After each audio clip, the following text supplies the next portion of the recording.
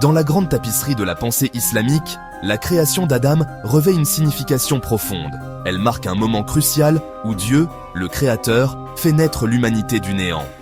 Cet acte de création souligne la majesté d'Allah et constitue la pierre angulaire de notre compréhension de notre place dans l'univers. Le Coran, le livre sacré de l'islam, relate l'histoire de la création d'Adam avec éloquence et sagesse.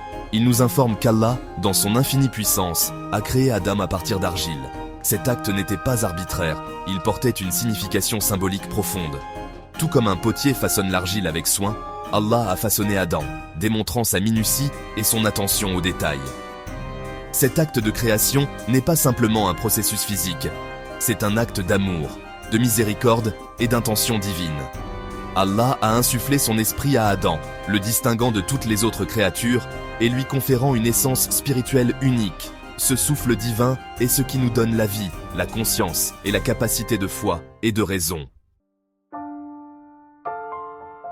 La sourate Saad, versets 71 à 72, capture magnifiquement le processus divin de la création d'Adam. Quand ton Seigneur dit aux anges « Je vais créer un homme d'argile crissante, extraite d'une boue malléable. Lorsque je l'aurai harmonieusement formé et lui aurai insufflé de mon esprit, jetez-vous prosterner devant lui. » Ces versets soulignent la double nature de l'existence humaine. Nous sommes formés de la terre, ancrés dans le monde physique.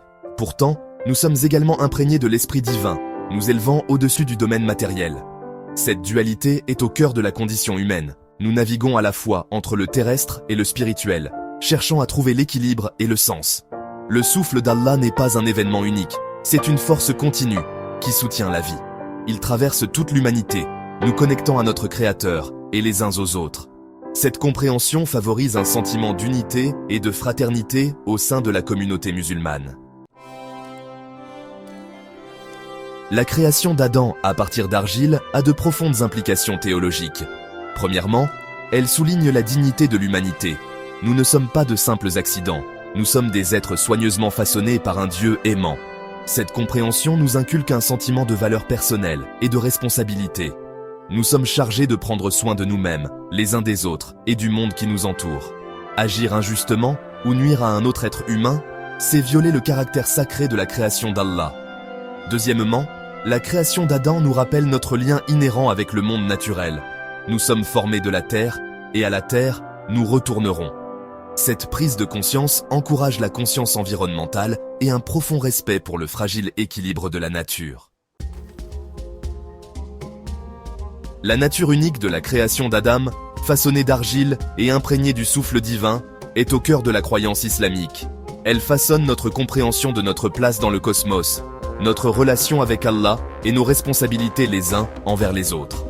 En tant que porteurs de l'esprit divin, nous sommes investis d'un devoir sacré, mener une vie de vertu, de compassion et de service aux autres. Par des actes de bonté, de générosité et de justice, nous reflétons les attributs divins qui nous ont été insufflés. En conclusion, la création d'Adam n'est pas simplement une histoire du passé, c'est un récit vivant qui continue de façonner notre présent et de guider notre avenir. Il nous rappelle notre dignité inhérente, notre lien avec le divin et notre responsabilité de vivre des vies dignes de l'esprit divin qui réside en nous. En adoptant ces principes, nous nous efforçons de remplir notre rôle de représentant d'Allah sur terre, œuvrant pour un monde plus juste, plus compatissant et plus harmonieux.